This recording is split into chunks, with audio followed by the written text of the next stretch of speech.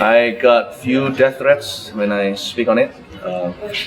Few bomb threats, and many gossips, slanders, and they say that I'm, not healthy, false prophet, and all these things. Yeah.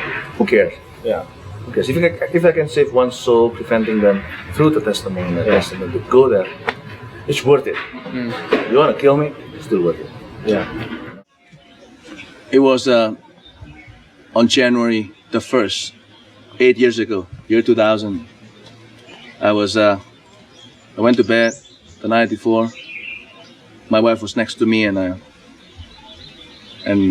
there's one moment when I woke up, and with all consciousness, all my senses intact, my brain, everything, it's just fully conscious. But I was surprised because I wasn't where I was supposed to be, in my room. I was in a weird place. I couldn't explain. There's no place like that. And I was puzzling. Where am I?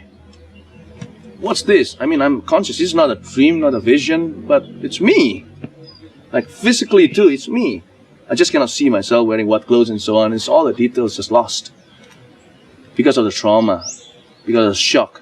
And I heard a voice behind me. I couldn't turn my neck, to the right, to the left. Just a voice behind me. And because I fellowship with that voice every day, reading the Bible every day, I know that voice is my master, Jesus Christ, saying to me, "You're here by my will.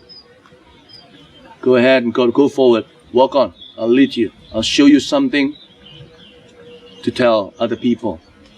And just walk on." And a very long path.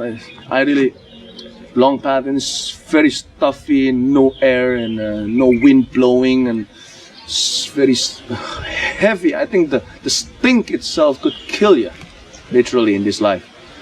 But I know that I was in a good hand, and I walk on. Said, "What is it that you are trying to show me? Get me out of here, Get me out of here." You feel everything, like you feel your skin, you feel everything. And finally I reach a place. He led me to a place. It's a wide gate, and a huge wide gate. It's not like a gate at all, nothing like it. Whatever I say here is just far to be likened to anything that we have seen in this life on earth. And that gate is so wide, and then there's supernatural writings on it. Above it, it's amazing even to be able to read it, because it's so far, it's so wide and tall, and it's a door. And the writing, and God touched my eyes to be able to interpret what it's written. It's something like the valley of death and torture, something like that. And a voice behind me saying, "Open the door." I say, "I'm afraid to even open the door. It's so rusty, it could hurt my hand," because it's not a spiritual experience. It's like almost physical, not almost physical. It's more than physical. I'm not going to touch doors like that. It's going to hurt my hands. But before I touch it, the door opened by itself. And as it opens, it breaks my heart so much. I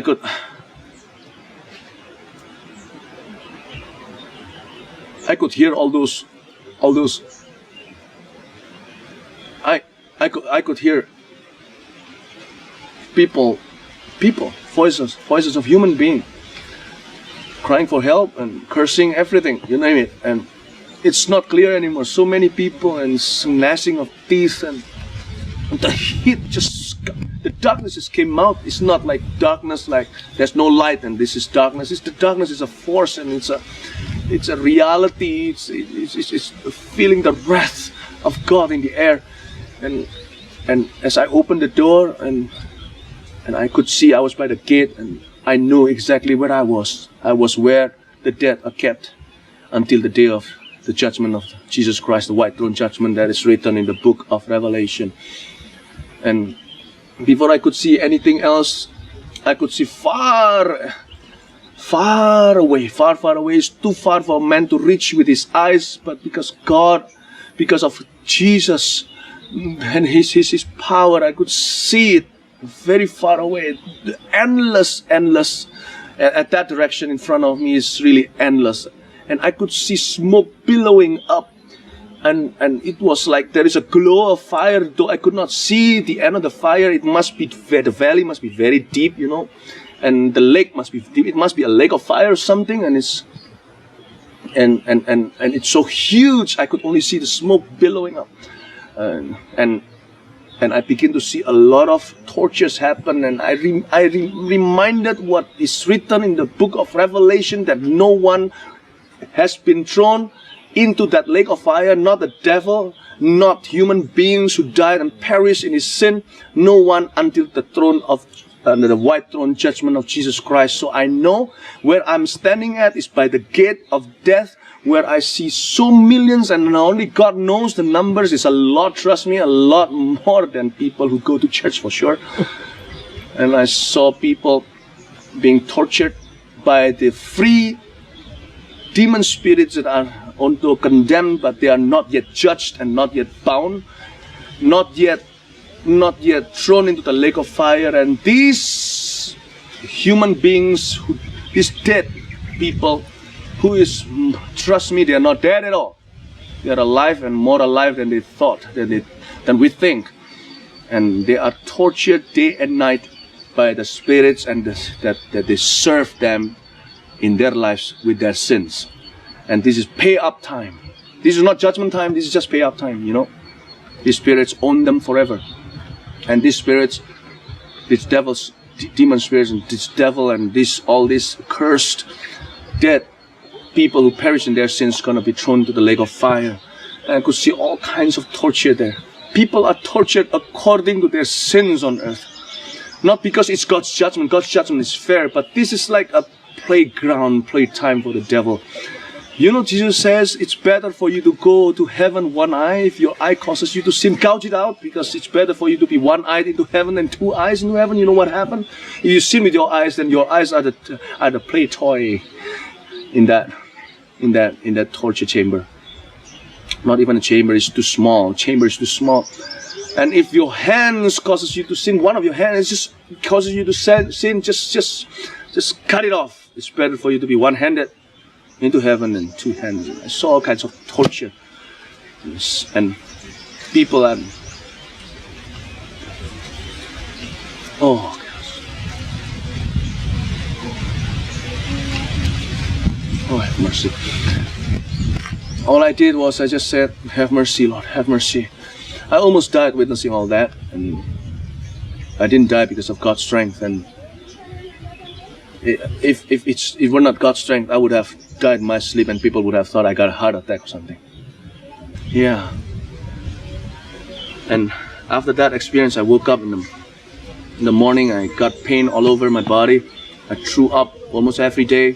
Just thinking about it, it's so traumatic. Especially if people ask you to tell a story, that would be like killing you again and again and again. And 9 months after that, I did the first crusade. It was after a lot of bargaining with God. God told me, Holy Spirit urged me to do a crusade and share a testimony. I said, what? I don't want to. I don't think I could, you know. Secondly, I don't want people to think I'm crazy. I've been called false prophet. I've been called theologically unhealthy preacher, whatever. Lord, if you love me, don't tell me to do this. It's bad enough, you know, you bring me there. It's bad enough. Why don't you bring like this guy and that guy? Why don't you bring me? And I obeyed anyway. And in that crusade, I preached very simply, and a lot of people came and ran to the front to receive Jesus. I didn't do that altar call in this way. Who wants to receive Jesus? All eyes closed, all heads bowed, you know. Nothing wrong with that style, but I don't do that. Because of the emergency. You know what? Preaching the gospel is emergency, it's urgency. It's not a joke. It's not manipulation. It's not a business, come on, it's not all that. And I don't care anymore. I obey the Lord, even if I have to die. People will kill me because people didn't like me, especially here in Indonesia. If I die, it's a gain. But if I can save one person from going there, not me, but Christ can save through my testimony, through the Word of God, it's all worth it. And people just ran forward and receiving Jesus. And I saw about 7 young men up there on the second floor as they are listening to my sermon. They were joking with each other as I was sharing this. And as I was giving the altar call, people just come forward for a few seconds. I don't give them much time. And those 7 people just talk with each other, seemingly like mocking what my testimony. I don't take things like that personally, because it's not me they reject. Suddenly I get my first vision in that crusade. I got a vision, these 7 people willingly holding hands together jump into the lake of fire, and that broke my heart apart. Although about some thousands of people came to Christ in that 3 nights of crusades, but still cannot heal my heart. I know that those 7 people have hardened their hearts, and I don't think in any other crusades or in any other witnessing effort by their friends, if they hear something as hard as hell, they cannot change. They will not change at all. And how about the people in the Western world? Hell is a fantasy. Hell is just a word. Go to hell. Do you know what you're talking about? And hell is just a story, you know. It's not real. It's made up. Well, it's up to all of us what to believe. But I always have this belief. I share this, believe it or not, my hands are clean. Whether people believe or not believe is not in my control. As long as my hands, I know I'm clean, my hands are clean from your blood. You make your own choice. I've done my part. Yeah. And I knew that we are not to take sin lightly. We are to be judged according to our deeds. And Jesus Christ died as a horrible death. There must be something horrible in death for all human beings to experience, for such a love to be sent from above to die a horribly and embarrassingly humiliating death like Jesus did on the cross. We must not take things easily, take sin easily. And yeah,